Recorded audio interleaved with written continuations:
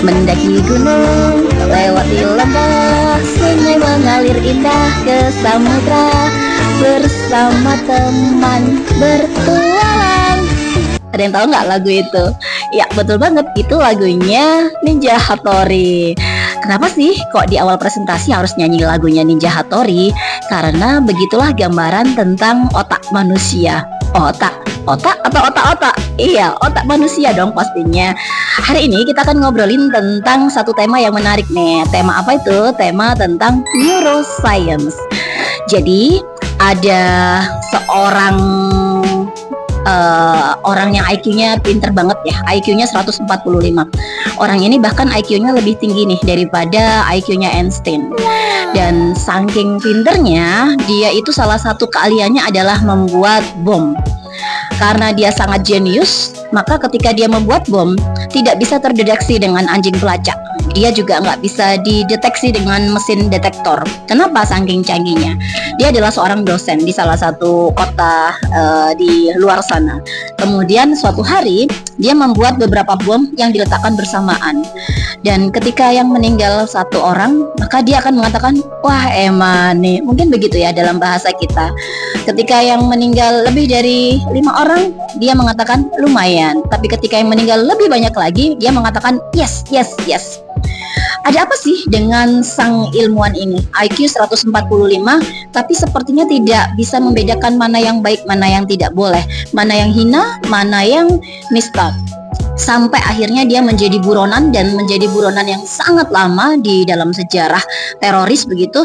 Dan akhirnya ketika dia tertangkap, para ahli neuroscience itu pada penasaran, kok bisa ya seorang yang ber-IQ 145, bahkan dia lebih pintar, lebih cerdas, lebih jenius dibandingkan Einstein, tapi tidak bisa membedakan mana yang baik, mana yang buruk. Hingga akhirnya para ahli neuroscience ini kemudian mengajukan permohonan kepada pengadilan untuk meneliti ada apa dengan otak sang ilmuwan. Begitu kemudian sudah mendapatkan izin dari pengadilan, akhirnya Theodor Jan Kaczynski, nama ilmuwan ini, dia kepalanya dihubungkan ke kabel-kabel yang terhubung di komputer, terhubung di laptop untuk melihat ada apa dengan kepalanya. Dan benar saja ternyata ditemukan ada yang nggak beres dengan salah satu bagian otaknya. Apa yang nggak beres? Yang nggak beres ini dikatakan adalah bagian orbitofrontalis. Ternyata orbitofrontalis ini yang membuat akhirnya dia kehilangan kemampuan untuk membedakan mana yang boleh, mana yang nggak boleh. Dan ketika diteliti oleh para ahli, kenapa sih kok orbitofrontalisnya ini rusak? Gambaran rusaknya teman-teman, jadi mungkin seperti tomat begitu ya. Tomat itu kan kalau kita baru beli masih segar, itu kan ranum, cantik begitu ya. Tapi ketika tomat ini dia sudah lama, akhirnya dia membusuk, berair dan rusak. Begitulah gambaran orbitofrontalis sang ilmuwan ini. Ketika digali kembali, di tracking lebih panjang, kenapa sih orbitofrontalisnya kok kemudian mengalami kerusakan sehingga dia kehilangan kemampuan untuk bisa membedakan mana yang baik, mana yang buruk. Dan ternyata ketemu salah satu sebabnya adalah karena salah pola asuh. Cerita yang kedua, ada seorang ilmuwan peneliti yang namanya Laius Glayet. Si Laius Glayet ini pernah membuat sebuah eksperimen sederhana bersama anaknya yang masih kecil. Waktu itu anaknya sedang disusui, kemudian kepalanya dihubungkan ke laptop begitu ya, dan dari sana akan dilihat sinap-sinap itu akan saling bersambungan. Banyak sinyal-sinyal listrik-listrik yang kemudian saling berloncatan gitu. Dan suatu kali si Laius Glayet ini kemudian dia nggak sengaja ngebentak anaknya. Ngebentak itu mungkin karena kaget begitu ya, nggak sengaja. Dan apa yang terjadi ketika bentakan ini muncul, sinap yang tadinya terhubung itu kemudian akhirnya dia menggelembung, membesar seperti balon dan akhirnya pecah. Begitulah gambaran ketika terjadi something wrong dengan otak manusia. Ketika ada bentakan, ketika ada makian, maka sinap itu kalau boleh dibilang dia itu adalah sambungan antar neuron, dan sinap ini adalah tempat menyimpan informasi. Sinap ini adalah tempat menyimpan ilmu, menyimpan data, menyimpan pelajaran yang diterima sepanjang hidupnya. Maka ketika terjadi kerusakan, bentakan dan sebagainya, maka dia akan pecah, putus, dan informasinya pasti akan rusak.